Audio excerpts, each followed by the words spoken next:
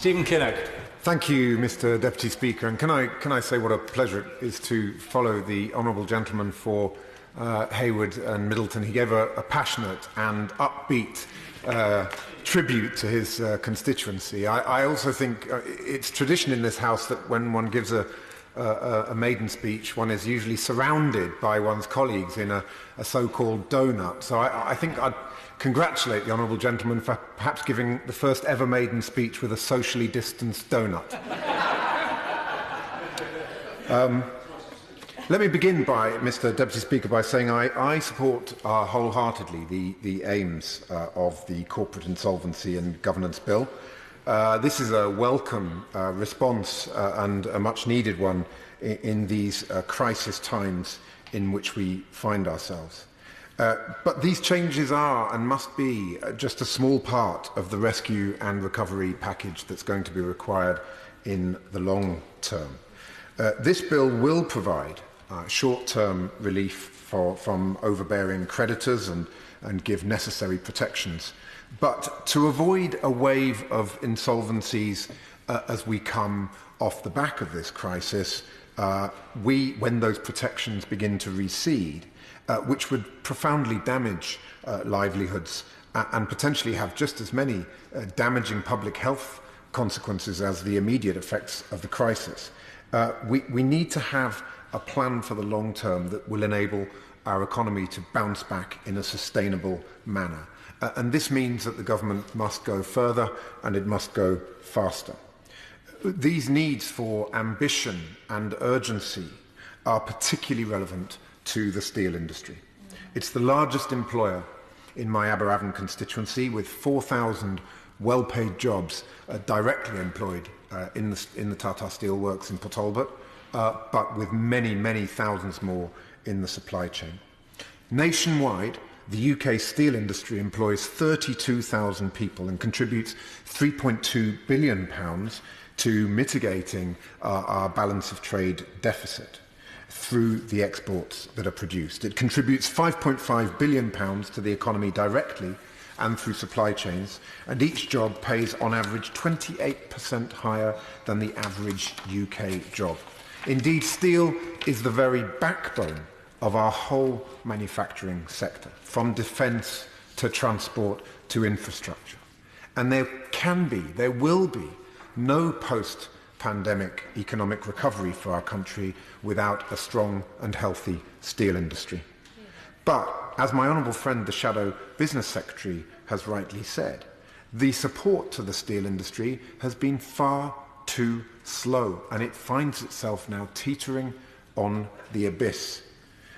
I do not understand why the French and German steel industries received the liquidity injections that they required, backed by their respective governments, within 10 days of their respective lockdowns starting, and yet not a single penny of government liquidity has been made available to the British steel industry to date. And I think we do need an explanation as to why it has been so slow. My worry was that it's perhaps because some on the benches opposite have given up on the steel industry. I don't believe that to be the case. I do truly believe and hope that the silver lining from this dark coronavirus cloud may be that the UK government finally recognises the need to support industries of vital, strategic, foundational importance, such as the steel industry, and also that it will begin to acknowledge the value of more localised and shorter supply chains. Mr. Deputy Speaker, what we need coming off the back of this crisis is nothing short of a manufacturing renaissance in our country.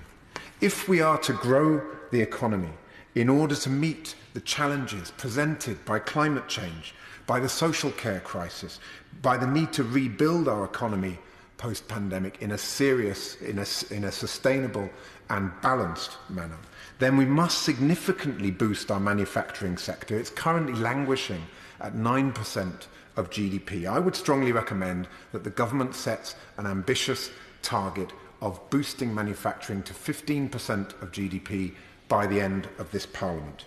We know that the government likes to chase targets.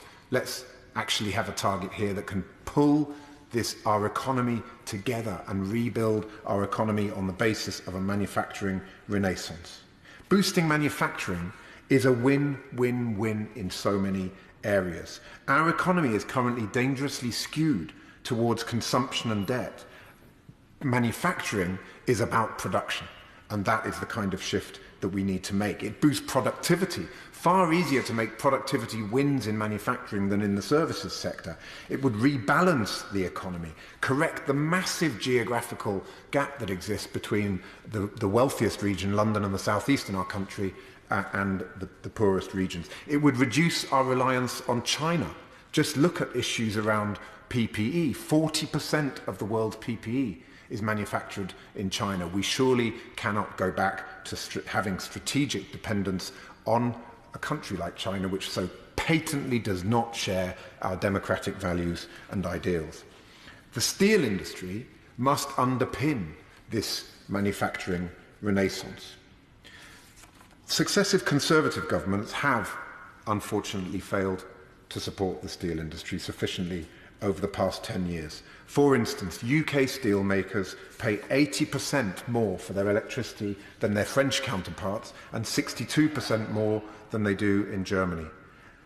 And now, during this pandemic, the government has failed to come up with the size of loan and cash liquidity for the cash flow crisis that Tata Steel, the owners of the Talbot Steelworks in my constituency, are facing. They are the UK's biggest steel maker. They asked the government for a loan, as I stress a loan that would, of course, the company would be contractually obliged to repay, to cover the £500 million cash flow black hole that has been caused by coronavirus for the company. And while the government recently increased its large business interruption loan scheme to a £200 million cap, this still falls well short of what the company requires to plug that temporary gap in its cash flow. What a contrast, as I say, with the French and German government's action. Within 10 days, their steel industries had the liquidity injection that they required. The government has now introduced Project Birch, which aims to support those larger companies that didn't fall within the parameters of the business loan interruption scheme. But we know very little about how Project Birch is going to work. And yet again, I'm concerned that by coming forward with a new initiative, you set back the work that had been done under the framework of the previous initiative, and it almost feels like we're back to square one. And with every day that goes by, the British steel industry teeters closer to the abyss. So I urge the government to make this their top priority.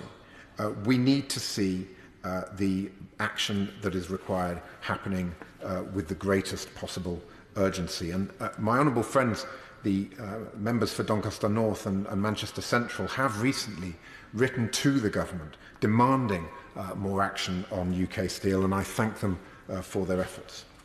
What the government must urgently recognise also is that the cost of doing nothing is so much greater to the UK taxpayer than the cost of intervening. Previous research from the IPPR think tank suggests that the loss of 4,000 well-paid steel jobs could cost the Exchequer almost £1 billion over 10 years. And that's before you count the enormous, astronomical capital expenditure cost of decommissioning blast furnaces and decommissioning steelworks. So the structural cost of putting thousands of well-paid workers onto benefits, combined with the capital expenditure costs of decommissioning, would be absolutely astronomical for the British taxpayer. It would be the definition of a false economy. Because British Steel, the steel industry, is a 21st century industry. It builds the offices we work in, the cars that we drive, the homes that we live in, and it is a cutting-edge industry that is doing so much to promote green growth. There's a project with Tata Steel and Swansea University just next to my constituency called Specific, which is creating photovoltaic cells on the basis of a steel-based film that can potentially turn every home and office in our country into a power station. That is a steel-based product. We are not talking about metal bashing here.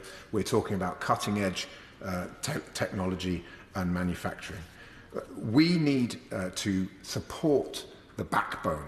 That is the British steel industry. It is the backbone of our manufacturing sector. We cannot afford to let that backbone break at this crucial time.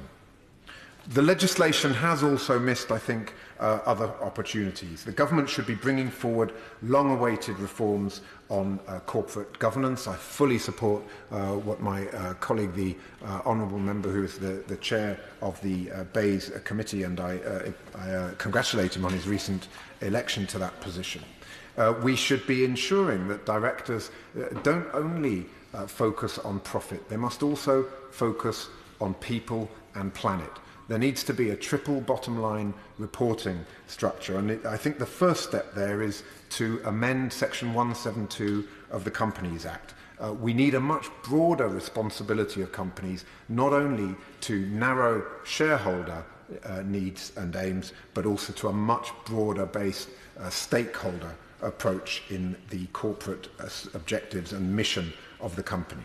On that note, I would commend the work of my honourable friend, the member for Doncaster North, in his role as Shadow Bays Secretary. He's made clear that we need a green, sustainable recovery by creating an army of zero-carbon workers, in his words, by retraining and redeploying those who can't work into different industries. That churn is going to be essential as we come into the new paradigm of the post-pandemic economy. And this can be in areas from home insulation to wind turbine manufacture. These are the opportunities that we see. My honourable friend also rightly points out that those companies that receive state support through this crisis do owe obligations to the taxpayer. If you are registered in a tax haven and you want support, you should come on shore before you get it. If you're a multinational and you plan to pay dividends to shareholders whilst claiming government resources, well, you don't need to be doing that. We could be more creative. The government should also consider looking at Project Birch and, in the long term, turning it into a sovereign wealth fund, the type that's boosted the prosperity of countries like Singapore and Norway. Mr. Deputy Speaker, let's ensure that we use this recovery to form a new partnership between government and business, a partnership that will benefit the whole economy. Let's use this crisis as an opportunity to rethink, redesign and rebuild the British economy. But the urgent number one priority now must be to protect the backbone of that economy, our UK steel industry. Because without a strong and healthy steel industry, there can be no post-pandemic economic recovery. Thank you. And it's always good to hear Swansea University get a good mention. Thank you. Yes, I went there.